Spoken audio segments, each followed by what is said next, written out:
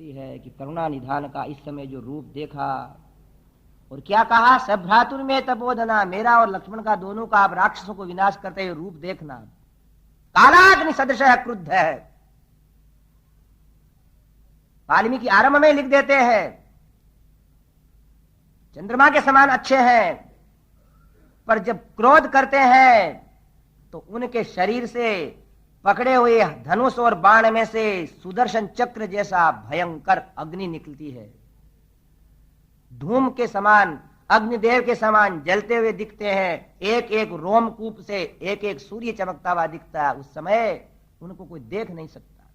कालाग्नि सदृश क्रुद्ध है। लक्ष्मण और जानकी भी आश्चर्यचकित हो गए कि अगर कोई ढाढ़स बंधाने वाला हो अपने जनों को तो ऐसा क्षत्रिय होना चाहिए जिसके सामने उसकी प्रजा, लोगों के द्वारा सताई जाने वाली प्रजा अपने आप को प्रसन्न समझने लग जाए। अब भगवान सोच रहे हैं कि मैंने मारने की प्रतिज्ञा करी है, पर साथ साथ ये भी सोच रहे हैं राम कभी मारे नहीं और नहीं हत्यारा, राम अपने आप मर जाएंगे कर कर खोटे काम, मैं पहले क्यों मारूं। अब जिन राक्षसी रूपी पतंगों को राम रूपी अग्नि में जाकर के जलना है वो स्वयं कूदने आएंगे और मेरे अंदर कूदेंगे, तो अब राम रूपी आग उन राक्षसी रूपी पतंगों को जलाएगी।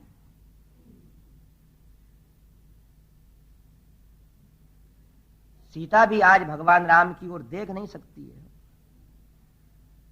नगरस्थो वनस्थो वा, ऋषियों ने क्या कहा कि आप नगर में रहो या वन में रहो, आप हमारे रक्षक हैं, आपको अपना कर्तव्य निभाना चाहिए।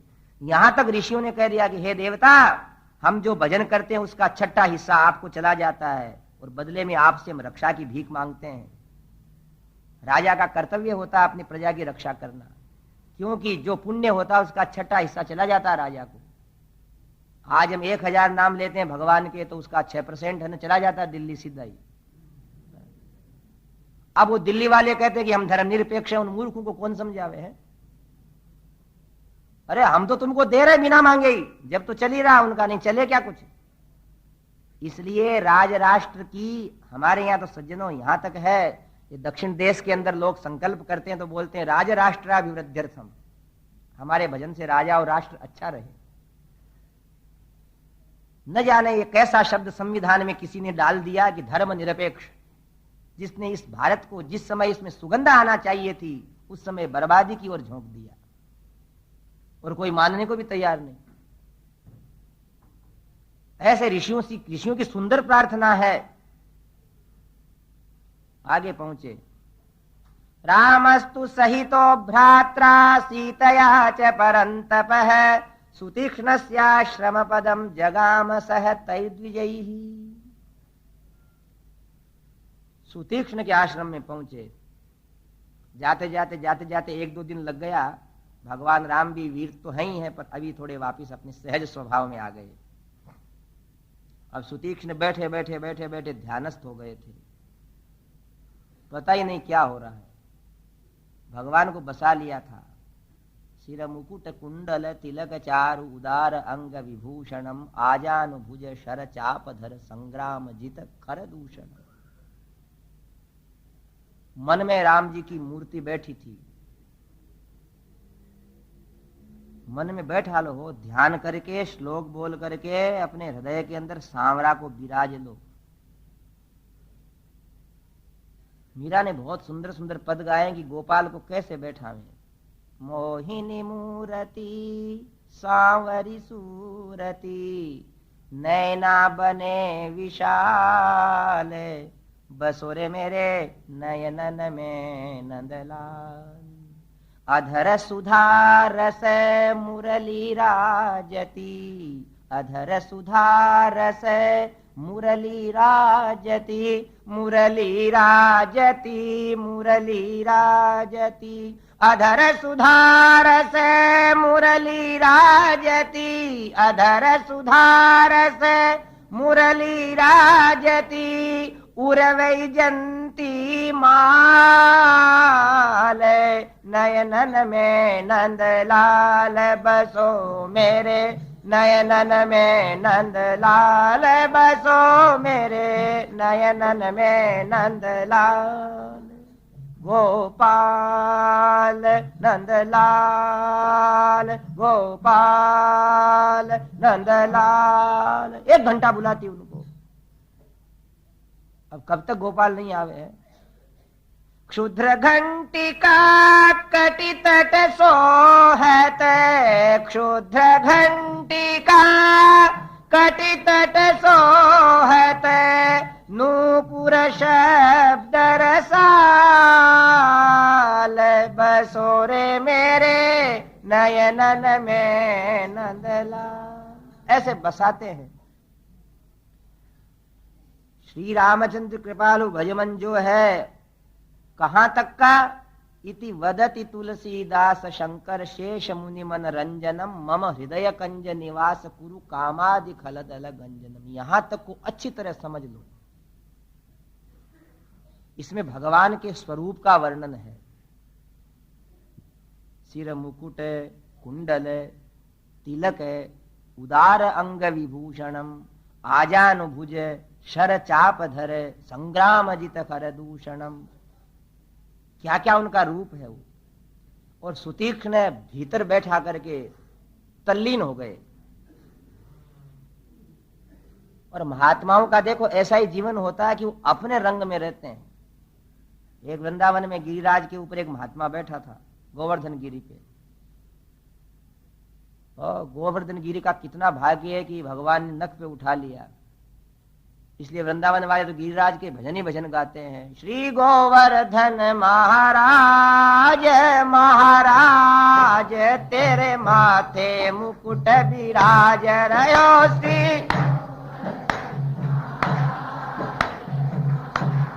जय तेरे माथे मुकुट। ओ तेरे पान चढ़े, तेरे फूल चढ़े, हो तेरे पान चढ़े, ओ तेरे चढ़े दूध की धार, हो धार, तेरे माथे मुकुट भी रयो श्री गोवर्धन राज, तेरे माथे। और ये गिरिराज धरण भगवान की। और उस गिरिराज पर्वत के ऊपर एक महात्मा बैठा था अपना। लोग कहते हैं ना कि महात्माओं की समाधि कैसे लगती है। बताऊं कैसे लगती है? जैसे आपकी दुकान में लगती है वैसे, बड़ी बात नहीं है। लगती है कि नहीं?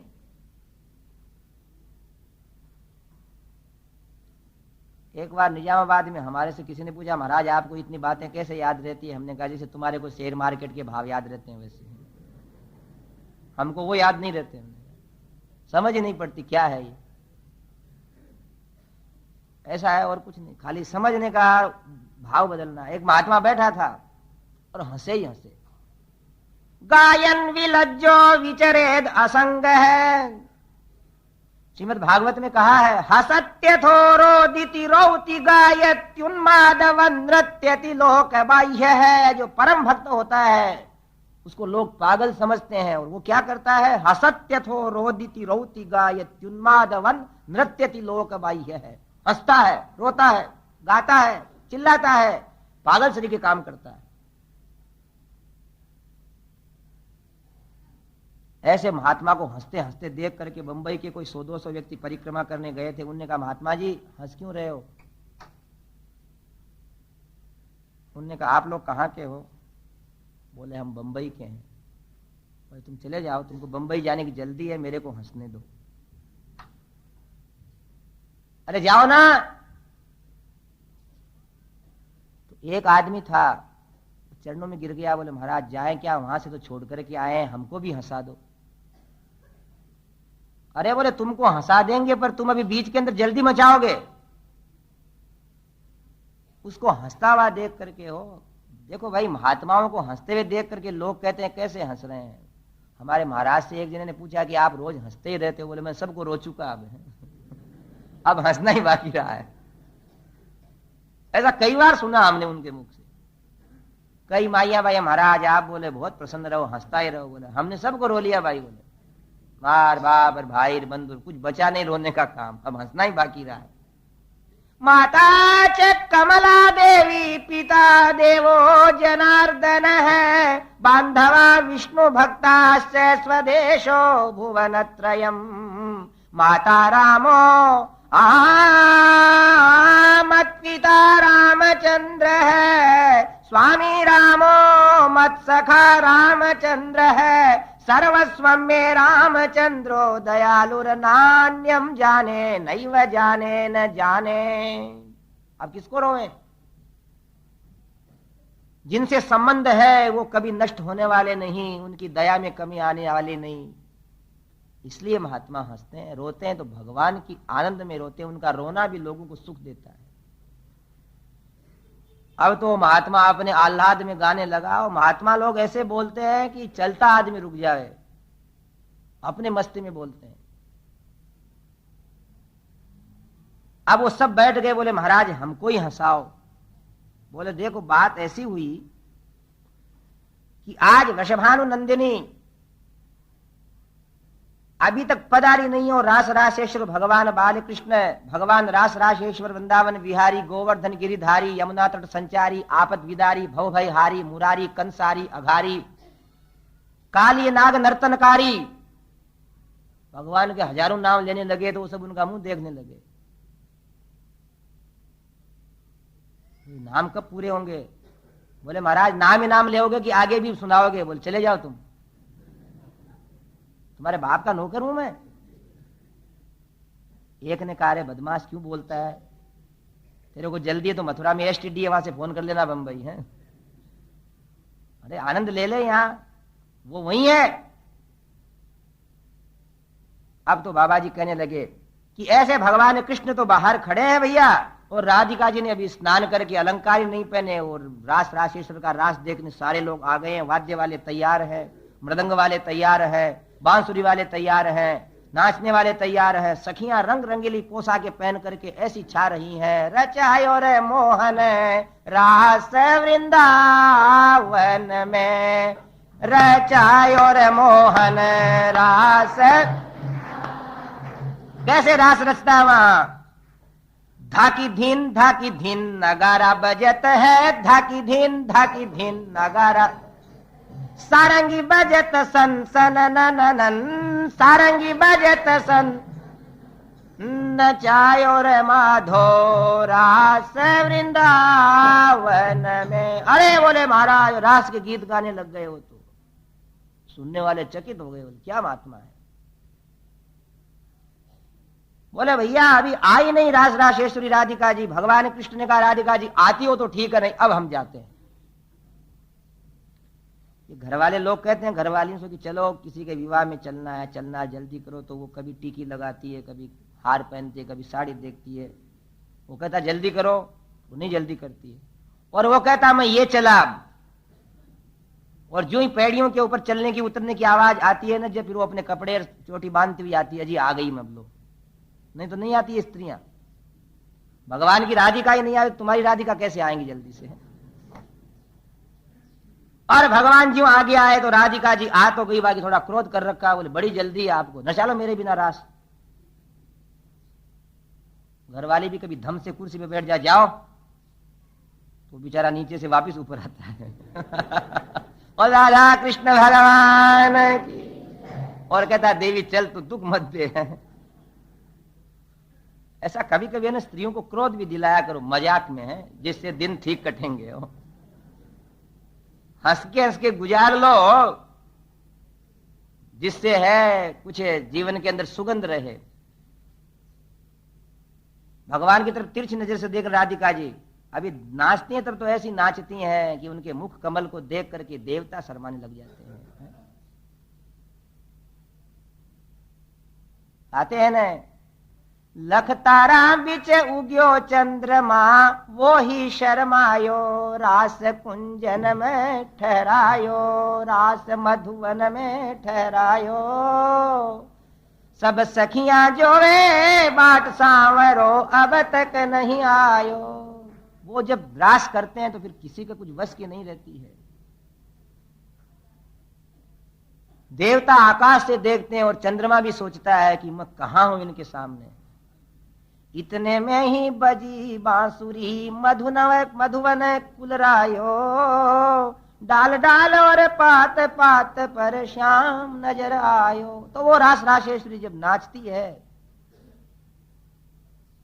जब अपने सुकोमल अंगों को, अपने हाथों को प्रजाजनों को प्रसादित करने के लिए, कृष्ण प्रेम में डुबोने के लिए, जब वो अपने प्रेम की आंखों से कृष्ण को देखती है, उनको हाथ जोड़ती है, तब फिर रास राशेश्वरी के अतिरिक्त कुछ देखने को बचता नहीं है। पर रास राशेश्वरी अभी कह रही हैं कि मैं तो आपके साथ इतना नाच करती हूं कि आपके भक्त लोग प्रसन्न हो जाएं, और मेरे को थोड़ी सी देर हो गई, उसके अंदर आज आसमान उठा लिया आपने। यही है क्या मेरे प्रेम की कीमत? भगवान ने कहा बताओ क्या कमी रह गई, मैंने इसलिए बुलाया कि तुम्हारा श्रृंगार मैं कर दूं। बोले देखो मेरे चोटी के अंदर पुष्प नहीं लगे आज, इसलिए फूल तोड़ के दो। भगवान ने कहा इस झाड़ के फूल लगे हैं पर देखो मेरा हाथ नहीं पहुंचता। तो राधिका जी ने कहा मेरा हाथ भी नहीं पहुंचता। भगवान से कहा राधिका जी ने कि आप ऊपर चढ़ के तोड़ लाओ। बोले आजकल मैं बड़ा हो गया, ऊपर चढ़ते नहीं बनता है, पहले बचपन में तो चढ़ लेता था। राधिका जी कहते बड़े हो गए मेरे लिए।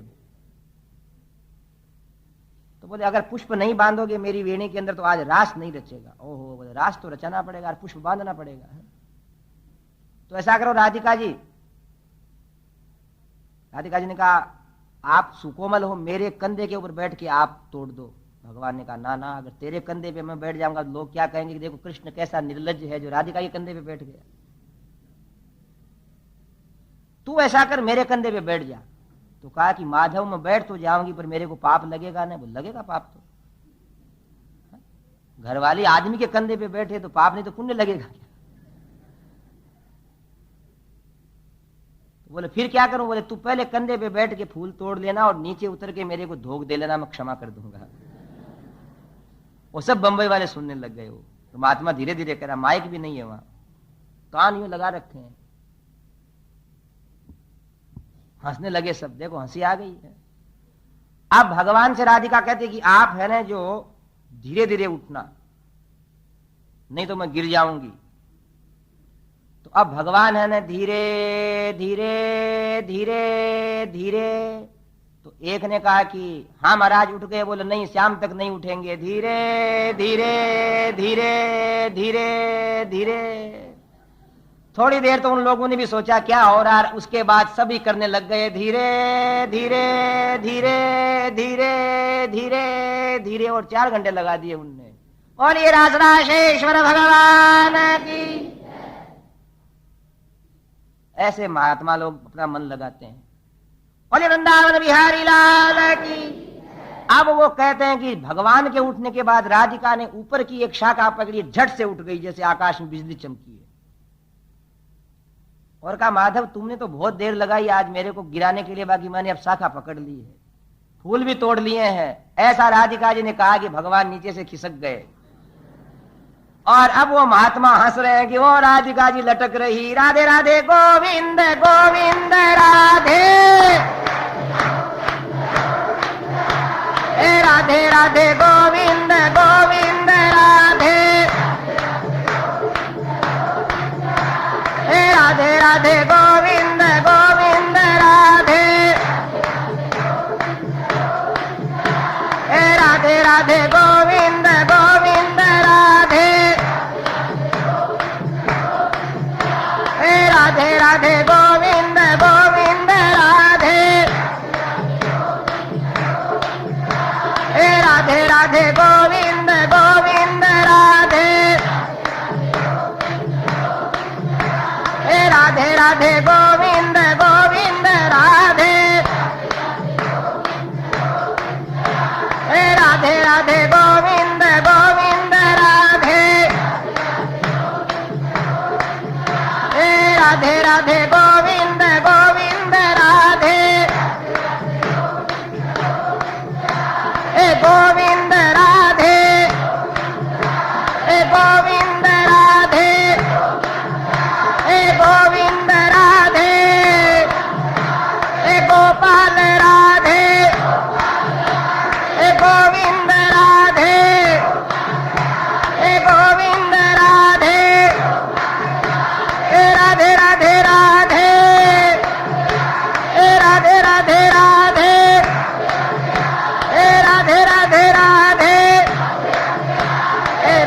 राधे गोविंद गोपाल राधे,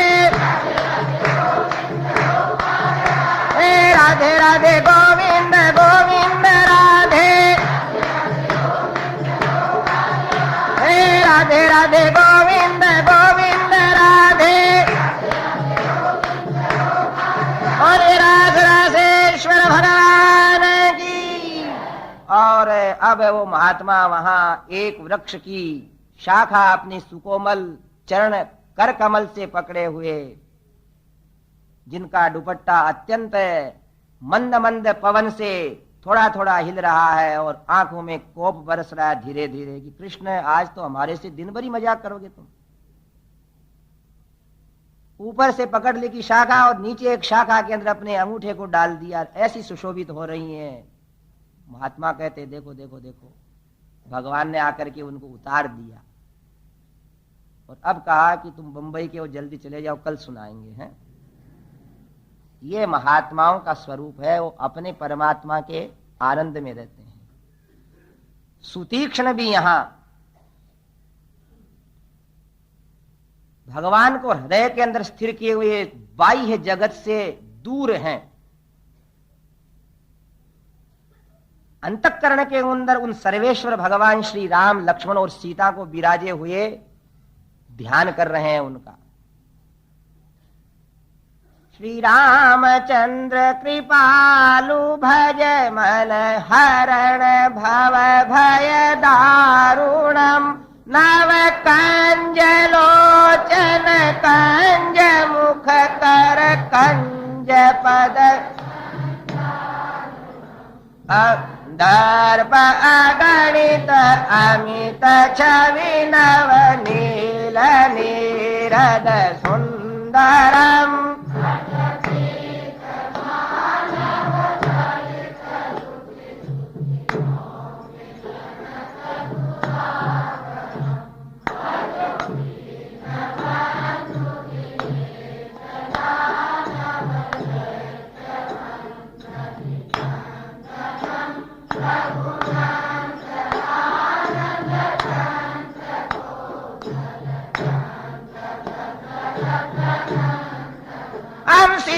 मुकुट कुंडल तिलक चारुदार अंग विभूषणम, आजानुभुज चर्चा पधर संग्राम जित घर।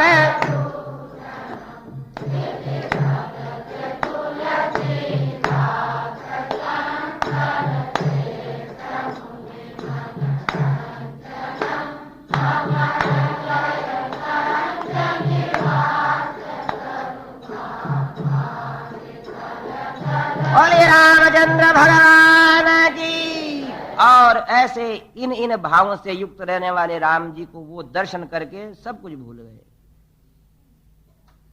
बाह्य जगत क्या है, न नेत्र देख रहे हैं, न कान सुन रहे हैं, न शरीर को हवा स्पर्श हो रही है, समाधिस्थ हो गए। ऐसे समाधिस्थ हो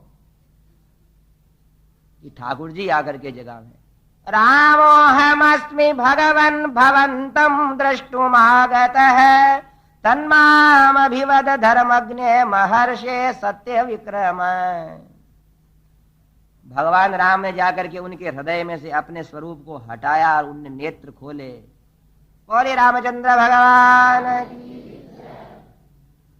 कि प्रभु अब आनंद आ गया, भीतर भी आप और बाहर भी आप। आतिथ्य सत्कार किया। भगवान राम उनको कृतार्थ करके पूछते हैं मैं कहां जाऊं। बोले आप अगस्त्य के आश्रम में जाओ। सुतीक्ष्ण से विदा ली और मार्ग में जब भगवान राम पधार रहे थे, सुतीक्ष्णेनाभ्यनुज्ञातं प्रस्थितं रघुनंदनम, हृदया स्निग्धया वाचा भरतारमिदमब्रवीत। तो काफी वर्ष हो गए ऐसे घूमते घूमते हो। राक्षस लोगों ने वहां उत्पात अपने आप अभी तक कम कर रखा। ऐसा लगता है कई वर्ष व्यतीत हो गए फिर भी कोई न कोई राक्षस दुष्टता करता तो मारा जाता। तो भगवती जानकी ने एक दिन भगवान राम को देख करके कहा, रघुनंदन आप मेरे से प्रसन्न हैं क्या? तो भगवान राम कहते हैं, जनक नंदिनी आपसे यदि मैं प्रसन्न नहीं होऊंगा तब मेरी क्या प्रतिष्ठा होगी?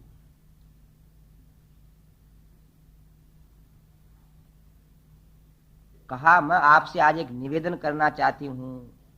यद्यपि नारी को ऐसी बात उपदेश की कहना नहीं चाहिए, पर मेरी इच्छा है सो कह तो दूं। बोले जरूर कहो आप। त्रीण्येव व्यसनान्यत्र कामजानि भवन्त्युत मिथ्या वाक्यं तु परमं तस्माद् गुरुतरावुभौ। खटर पटर हो रही है, राक्षस नहीं आ जाए हो। आएंगे तो खटपट तो सुनाई देगी। और आनंद से सुनो। बहुत सुंदर बात कर रही भगवती जानकी, उपदेश दे रही भगवान राम को। क्या कि संसार के अंदर मनुष्य में, पुरुष में 3 दुर्गुण होते हैं।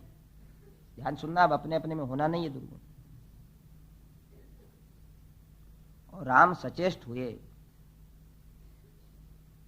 लक्ष्मण भी सचेष्ट हुए। महर्षि वाल्मीकि तो सब कुछ देखने वाले थे। नते वाक्यम मिथ्या, लिखा है ब्रह्मा जी ने आरंभ में कि हे वाल्मीकि तुम लिखोगे कोई बात झूठी नहीं लिखोगे, सत्य सत्य लिखोगे। भगवान राम ने कहा क्या? मिथ्या वाक्यंतु परमम तस्माद गुरुतरौ उभौ। कि सबसे पहला दोष होता है कि आदमी झूठ बोलता है।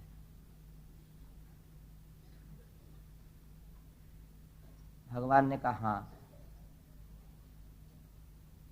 इससे बोले और 2 भयंकर दोष होते हैं। परदाराभिगमनम बिना वैरंच रौद्रता, कि एक नारी अपने से स्नेह करने वाली प्रियतमा के स्नेह का तिरस्कार करके अन्य नारियों से अपना प्रेम लगाता है, वो मनुष्य का सबसे बड़ा दोष है। पर बात यह है कि लोग क्या समझते हैं कि ये हमारी कुशलता है, पर उसके पुण्य नष्ट हो जाते हैं और लोक नष्ट हो जाते हैं। पर नारी पहरी छुरी 5 ठोड़ से खाए, तन हरे यौवन हरे 5 पंच में जाए, जीवत काढ़े कालजो और मर्या नरक ले जाए। साथ में क्या कहती है जानकी कि मेरा बड़ा सौभाग्य है भगवान कि न तो आप कभी झूठ बोलते हो और न आपने किसी नारी को कभी आंख से ही देखा है। भगवान कहते हैं देवी 3 दोष बताए तो 33 और 33 66% मार्क्स तो मेरे को दे दिए आपने। भगवती जानकी कहती कि हे रघुनंदन मैं तो आपको 100% मार्क देने की चेष्टा कर रही हूं, पर बोले 33 काटने पड़ रहे हैं मेरे को। तीसरा दुर्गुण क्या बताया? मिथ्या बिना वैरंच रौद्रता, कि बिना किसी शत्रुता के कारण ही किसी के प्रति कठोर हो जाना। इसलिए सज्जनों कहा है गोस्वामी जी ने कि जगत जननी इसको कहते हैं। मिथ्या भूतं न ते भूतं मिथ्या वाक्यं न ते भूतं न भविष्यति राघवः कुतोऽभिलषणं स्त्रीणां परेषां धर्मनाशनं तव नास्ति मनुष्येन्द्र न चा भूते कदाचन। मेरे को इतना विश्वास है रघुनंदन कि न तो मिथ्या आज तक आप बोले हो, न आगे बोलोगे, न पर नारी को आज तक देखा न आगे देखोगे। किंतु आपने इन प्राणियों को मारने की जो प्रतिज्ञा कर ली है ना, ये मेरे समझ में नहीं आई। जनक सुता जग जननी जानकी अतिशय प्रिय करुणा निधान, इतने द्रवीभूत है। मातः समस्त जगतां मधुकैट भारे वक्षो विहारिणि मनोहर दिव्य मूर्ते श्री स्वामिने श्रित जन प्रिय दानशीले श्री वेंकटेश दयिते तव सुप्रभातम।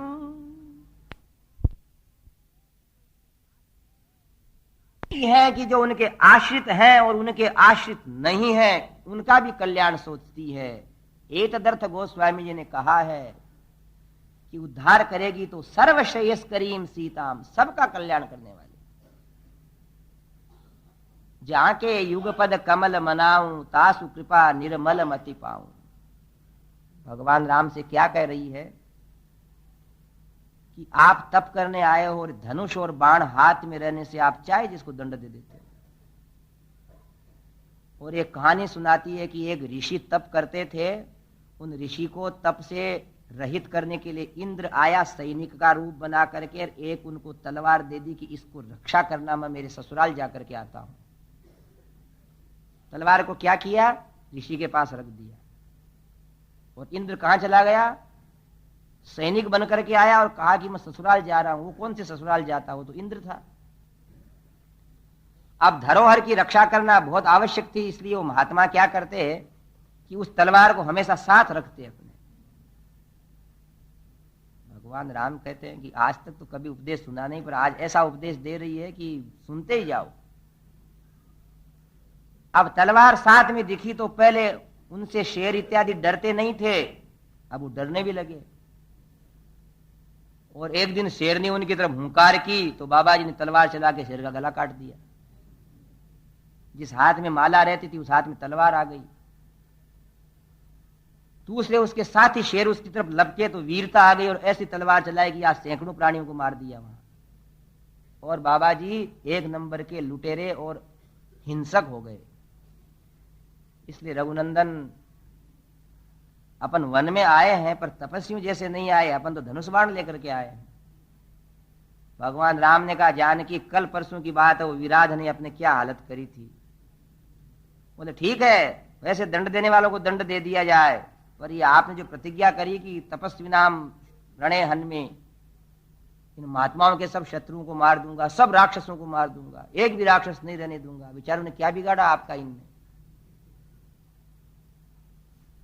ऐसा कह करके आखिरी में क्या कह दिया, स्त्री चापला देत दुपाहितम में धर्मंच वक्तुम तव कह समर्थ है, विचार्य बुद्ध्या तु सहानुजेन यद्रोचते तत्कुरुमाचिरेण।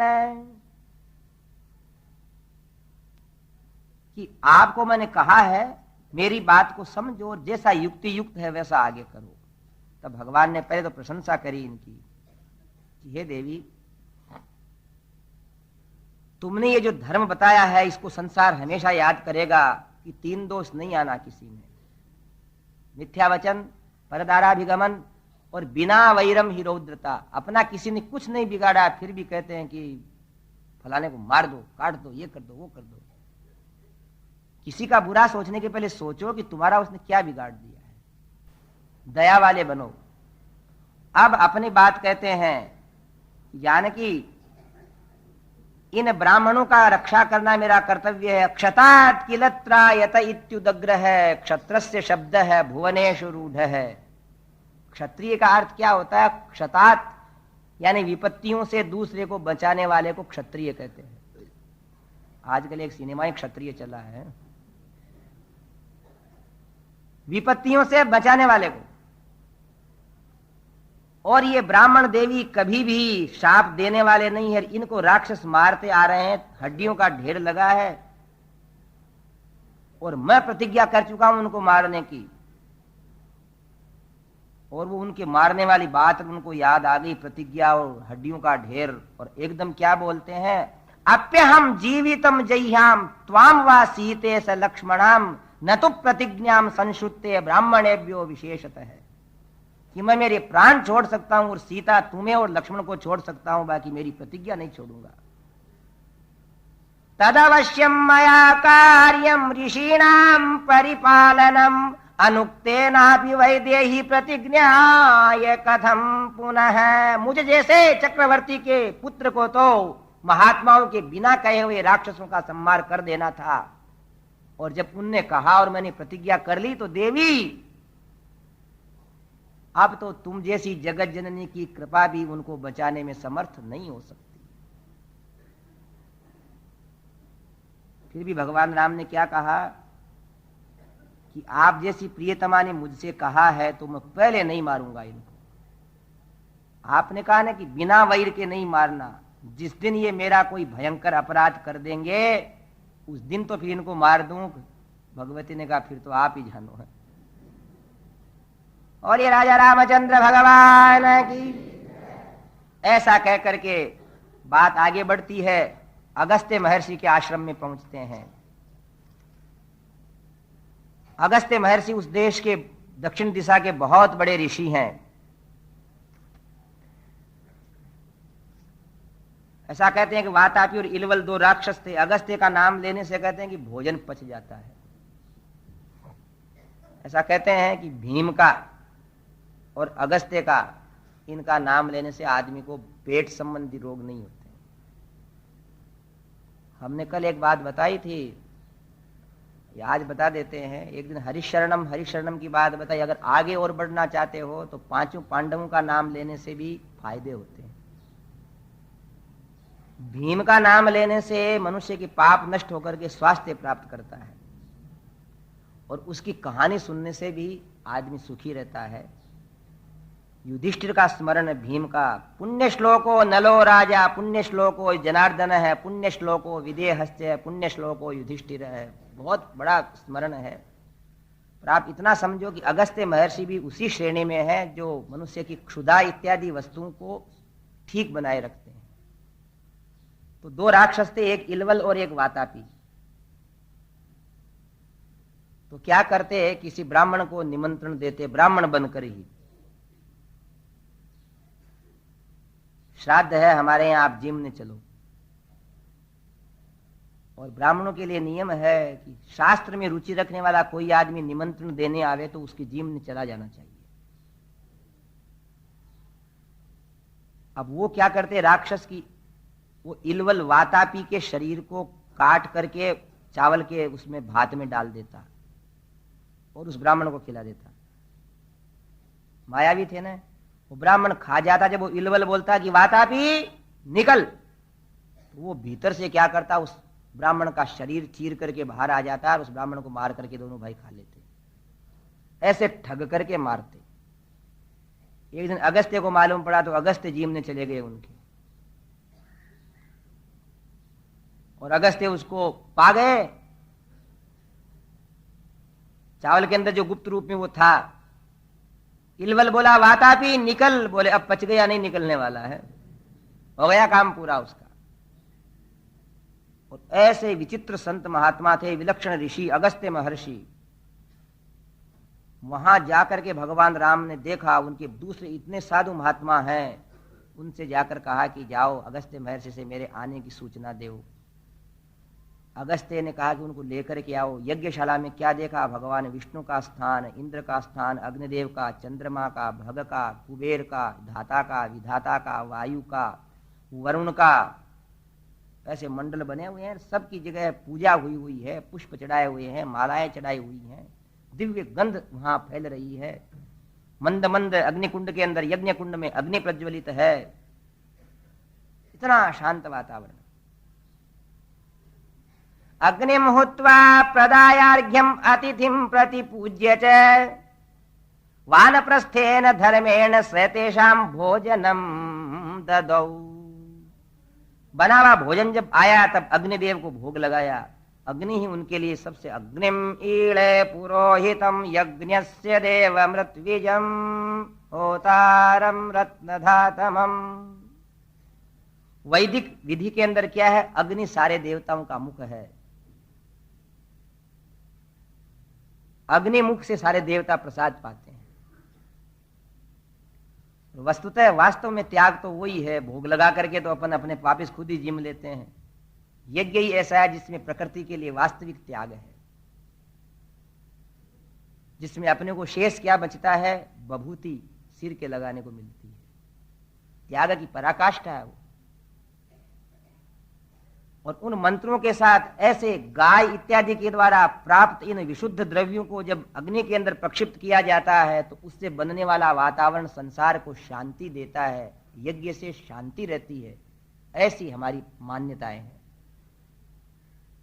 अगस्त्य ने यज्ञ करके सारे अतिथियों का स्वागत किया। और अब भगवान राम से इदम दिव्यम महच्चापम हेम वज्र विभूषितं वैष्णवं पुरुषव्याघ्र निर्मितं विश्वकर्मणा अमोघः सूर्यसङ्काशः ब्रह्मदत्तः शरोत्तमः दत्तौ मम महेन्द्रेण तुणीचाक्षय्य सायकौ सम्पूर्णौ निशितैर्बाणैर्ज्वलद्भिरिव पावकैः महाराजत कोशोऽयम् असिहेम विभूषित अनेन धनुषा राम हत्वा संख्ये महासुरान् आजहार श्रियं दीप्तां पुरा विष्णुर दिवौकसाम्। हे रामभद्र इधर पधारो। एक कुटिया का द्वार खोला जैसे मानो क्षत्रिय धर्म के पुजारियों का मंदिर खुला है। और अगस्त्य ने अपनी दिव्य दृष्टि से भगवान राम को पास में बुला करके कहा कि रघुनंदन ये दिव्य धनुष देखिए, इसका नाम वैष्णव धनुष है। और भगवान अगस्त्य ने अपने हाथ से उठा करके राम जी को दिया तो भगवान को मालूम पड़ा कि जिस धनुष को मैंने जनकपुरी में उठाया था उससे ज्यादा भारी है ये। बोलिए रामचंद्र भगवान की। और एक चमकता हुआ तीर बाण जब अगस्त्य महर्षि ने दिया भगवान रघुनंदन को, ये आपके काम आएगा। दो तूणीर बांध दिए जिनके अंदर आग की ज्वालाओं के सदृश चमकने वाले अक्षय बाण थे। आत्मसज्ज धनुषौ इषुस्पृशौ अक्षयाशुग निशंग संगिनौ रक्षणाय मम राम लक्ष्मणौ अग्रतः पथि सदैव गच्छताम्। अक्षय तूणीर सायक लिए हुए, सन्नद्धः कवची खड्गी चाप बाण धरो युवा गच्छन् मनोरथान्नश्च रामः पातु स लक्ष्मणः राम राम रघुनंदन। राम हाथ जोड़ रहे हैं कि क्या आज्ञा प्रभु। बोले हे रघुनंदन, सन्नद्ध है कवची खड्गी चाप बाण धरो युवा। आप सावधान रहते हुए चाप और बाण अपने पास रखते हुए हम ब्राह्मणों की रक्षा करो, यही आज्ञा है।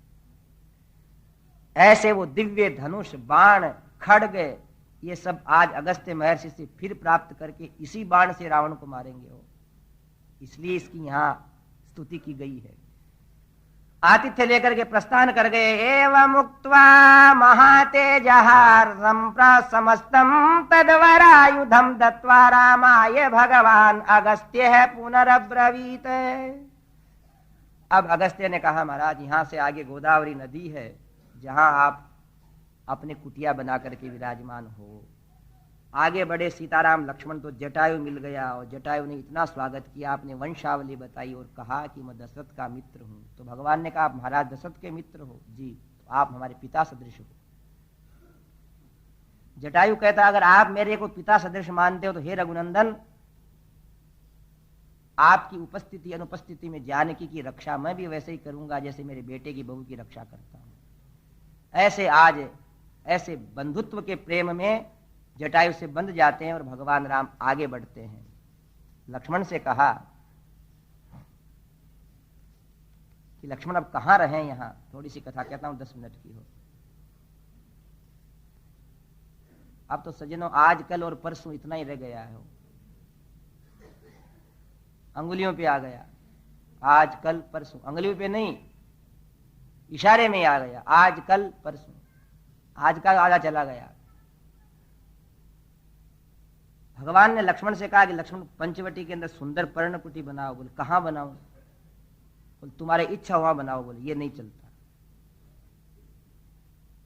सेवक ये नहीं कह सकता राम की इच्छा वहां बना लो।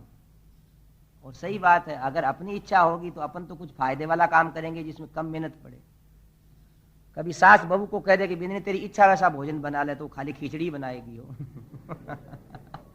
बोले रामचंद्र भगवान की। कोई कहेगा क्यों खिचड़ी बनाई? बोले आराम हुआ इसलिए। है कि नहीं बात? इसलिए भली बहुएं होती हैं, वो सासू जी के पांव दबा के कहती हैं कि अम्मा जी मेरी इच्छा तो खिचड़ी बनाने की, फिर आप गुस्सा नहीं करोगी क्या? बोले नहीं बेटा खिचड़ी तो मत बनाना। हाँ बोले इसलिए आप ही बता दो क्या बनाऊं। ये बात है, इसलिए लक्ष्मण ने अपनी इच्छा से नहीं बनाई। आप बताओ, अब भगवान ने क्या देखा कि 5 वृक्ष देखे जिनकी सुंदर छाया के अंदर कभी भी धूप नहीं आवे, इतने दूरी से फैले हुए थे कि इधर सूर्य उदय होवे तो इधर के वृक्ष की छाया आ जाए, इधर सूर्य पश्चिम में आ जाए तो इधर के वृक्ष की छाया आ जाए।